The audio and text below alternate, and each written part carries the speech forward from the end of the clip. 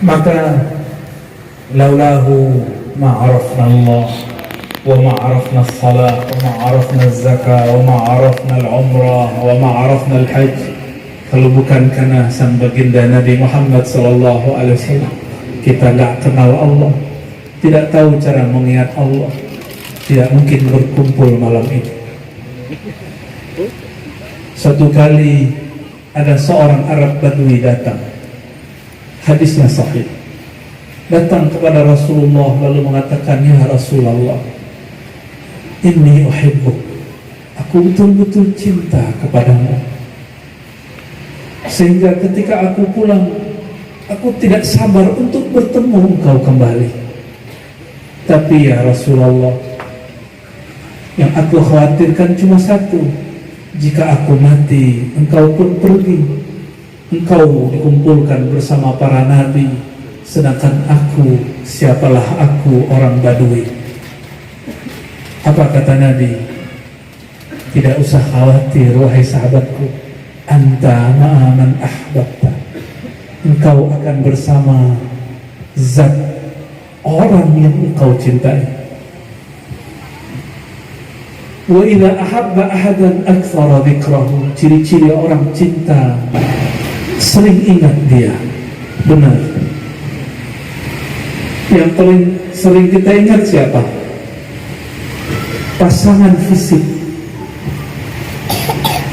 Kita kurang mengingat baginda Nabi Muhammad sallallahu alaihi wasallam. Nabi Muhammad tidak ada yang tahu wajahnya kecuali para sahabat. Sahabat menceritakan kepada tabi'in, tabi'in terus sampai kepada imam-imam dan guru-guru kita hari ini. Tapi tenang saja, ruh kita tidak pernah lupa ruh baginda Nabi Muhammad sallallahu alaihi wasallam. Itulah sebabnya kenapa ia mengatakan, siapa yang bertemu aku dalam alam bawah sadarnya atau mimpi, dia betul-betul melihat akanku. Nanti di alam kubur Allah menyuruh malaikat Munkar dan Nakir bertanya, tanya itu orang yang mati, siapakah Rabbmu? Yang kedua, ditunjukkan satu wajah, ditanya, tahukah engkau siapakah yang punya wajah ini? Ada yang mengatakan, oh saya dengar dia itu dulu nabinya orang Arab, nabinya orang Islam, macam-macam. Ada yang mengatakan la arifu, yang mengatakan tidak kenal kepalanya. Padahal kita belum bertemu Rasulullah. Lalu apa modalnya?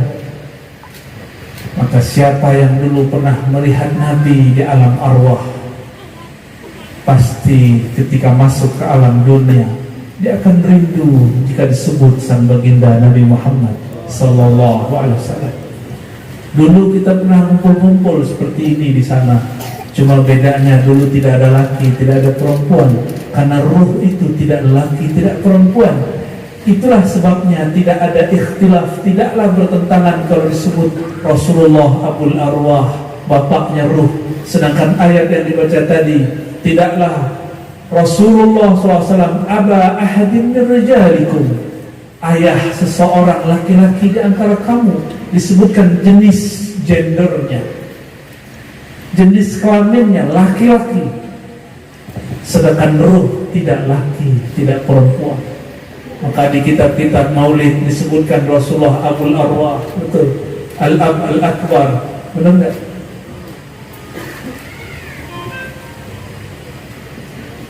Ini modal kita, modal cinta. Mungkinkah cinta tanpa kenal? Mungkinkah cinta tanpa kenal? Tidak mungkin. Bagaimana mau mencintai kita tidak kenal? Bagaimana mau menyembah Allah jika kita tidak kenal? Apa yang disembah? Sembah batu, sembah Hajar Aswad, sembah batanya orang Mekah? Bukan. Kita tidak pernah menyembah Hajar Aswad. Bahkan kita tidak menyembah Sayyidina Muhammad SAW. Kita hanya menyembah Allah yang disembah sang baginda Nabi Muhammad SAW. Itulah sebabnya ada muncul satu kaidah.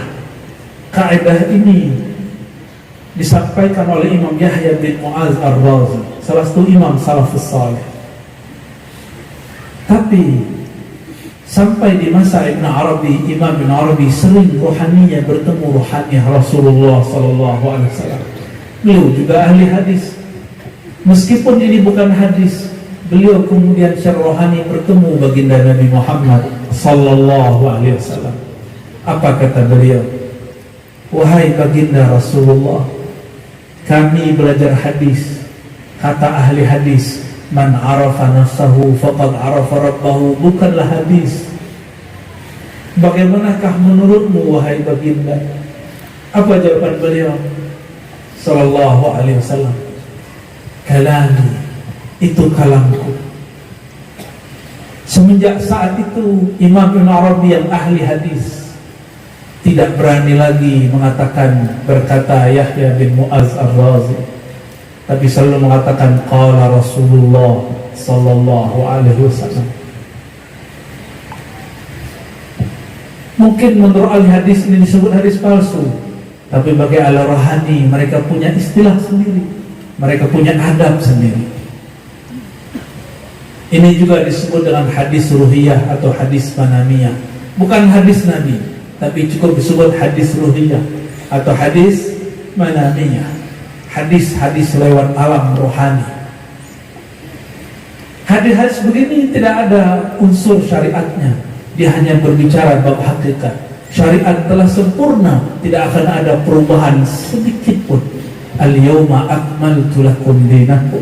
Tapi ilmu hakikat, Imam Al-Hakim At-Tirmizi mengatakan itu akan terus berkembang di kolbu para ulama, turun semuanya di kolbu Rasulullah. Tapi Rasulullah kemudian bagi-bagi kepada para sahabat.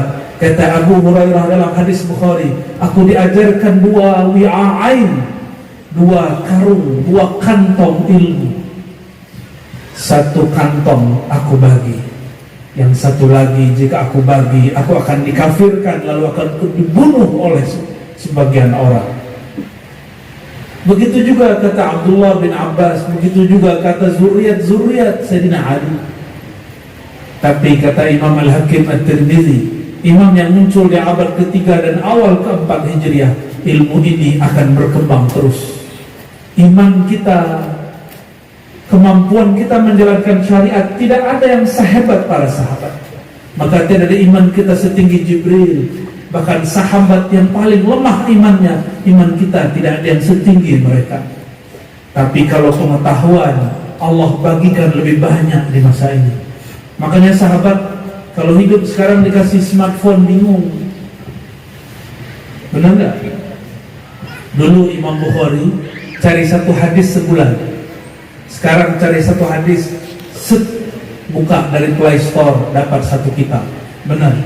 Ini bukti bahwa knowledge, keilmuan, ilmu dibuka di akhir zaman. Jika ilmu rohani tetap kita tutup, kapan lagi umat akan dewasa? Nanti umat akan menyembah Allah pakai transaksi. Ya Allah, saya sholat pengen bisa banyak rezeki, sholat duha supaya rezekinya nempel, baca sholawat supaya jomblo jadi ganti status. Itu nyembah Allah dengan transaksi, belum menyembah Allah sebenar-benarnya ibadah. Nyembah Allahnya masih bersyarat, sedangkan Allah memberi kita tanpa syarat. Kapan kita menyembahnya tanpa syarat? Kalau sudah kenal kepada Allah. Maka kalam yang disebut Imam Ibn Arabi tadi, man arafa nafsahu faqad arafa Rabbahu. Apa makna ringkasnya? Ini maknanya panjang. Ayahanda sudah lebih paham daripada saya, karena beliau secara umur jauh lebih daripada saya. Ya. Abah dulu ngaji begini tahun berapa, Bah? 20 tahun yang lalu. Saya masih main pasir, guling-guling, ya. Ketemu ada hujan, mandi nggak pakai celana, ya. Dulu zaman dulu. Ada yang sama dengan saya nggak dulu? Ketemu kali, itu copot semua pakaian tuh. Zaman beliau sudah mengenal man arafa nafsahu faqad arafa rabbahu. Namun karena diberi mandat oleh beliau untuk menjelaskannya, saya minta izin kepada Allah dan Rasulullah dan ruhani para awliya.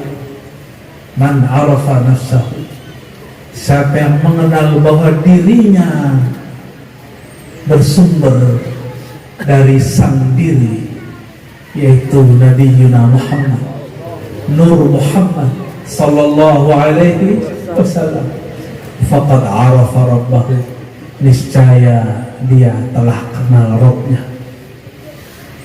Karena yang pernah bertemu Allah di alam semesta ini cuma satu sosok ini, baginda Nabi Muhammad sallallahu alaihi wasallam.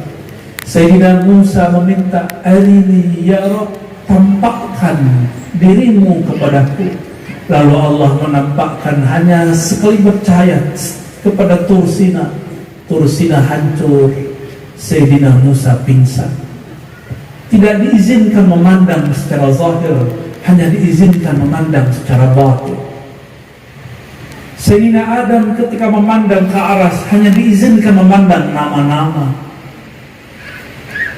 Sayyidina Ibrahim diizinkan memandang sifat-sifat. Begitulah para nabi, nama, sifat, af'al diizinkan semua memandang. Tetapi langsung terhubung kepada sang pemilik zat wajibul wujud hanya baginda Nabi Muhammad sallallahu alaihi wasallam. Ada satu riwayat yang suka saya sebutkan di musim Maulid mengenai maqam Sayyidina Jibril dan bedanya dengan maqam Sayyidina Muhammad sallallahu alaihi wasallam. Kita mengira Sayyidina Jibril yang lebih tinggi. Tidak. Sayyidina Jibril pengemban, pembawa risalah dari Lauh Mahfuz ke bumi, tapi tidak pernah diizinkan menginjak arasnya. Kata Sayyidina Jibril ketika ditanya oleh Nabi Muhammad sallallahu alaihi wasallam, kalau orang Jawa nanyanya gimana? Mas Jibril gitu ya. Nabi Muhammad itu kalau nggak datengin malaikat Jibril itu marah kekasih, marahnya kawan. Kau nih nggak datang, gak usah datang, kira-kira gitu. Pernah suatu kali Sayyidina Jibril tidak turun beberapa bulan. Ketika turun Nabi Muhammad kemudian mengatakan, kemana aja engkau wahai Jibril? Saking akrabnya Sayyidina Muhammad SAW dengan Sayyidina Jibril, karena mereka akrab, maka Sayyidina Muhammad SAW nanya-nanya makomnya Sayyidina Jibril. Kalau orang begini levelnya boleh nanya, kalau antum jangan tanya, suruh ada. Apa pertanyaan Sayyidina Muhammad SAW? Hei Jibril, hal ra'aita rabbak, apakah engkau sudah sampai usul memandang kepada Rabbmu? Malaikat Jibril ditanya begitu langsung lihat,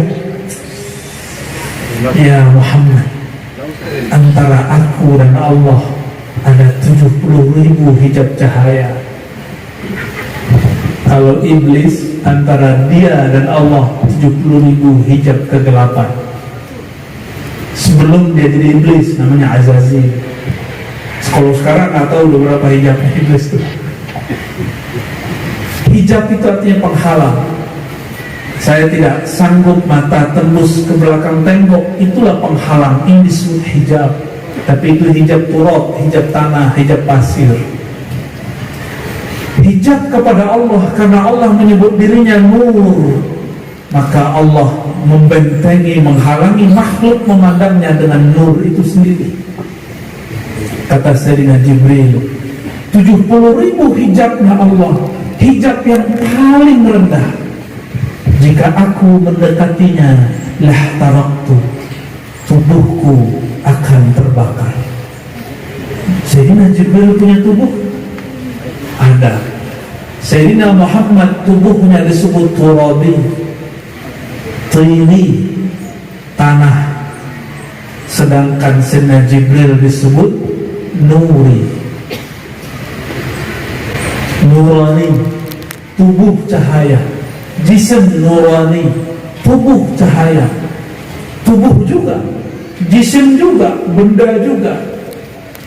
Tapi ternyata tubuh sang baginda Nabi Muhammad SAW diizinkan menembus 70.000 hijab cahaya. Sudah terbayang maqam Sayyidina Jibril di bawah, jauh di bawah Sayyidina Muhammad sallallahu alaihi wasallam. Jadi lebih tinggi Sayyidina Jibril atau Sayyidina Muhammad? Sayyidina Muhammad sallallahu alaihi wasallam. Ternyata Sayyidina Jibril baru diizinkan memandang nur Nabi Muhammad ketika diperintahkan bersolawat. Masyhurlah hari ini solawatnya dengan sebutan solawat Jibril. Dalam satu hikayat yang disampaikan masyayikh kami, Sayyidina Jibril bersolawat 2000 tahun lamanya.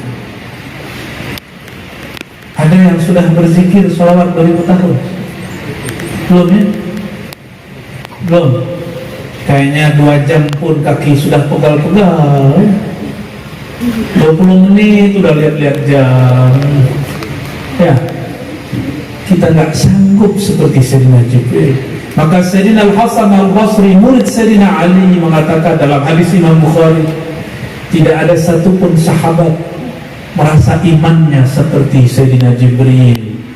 Kok ada hari ini orang belajar ilmu hakikat merasa ma'rifatnya lebih tinggi daripada Sayyidina Jibril? Ya, kita nggak usah ngomong begitu.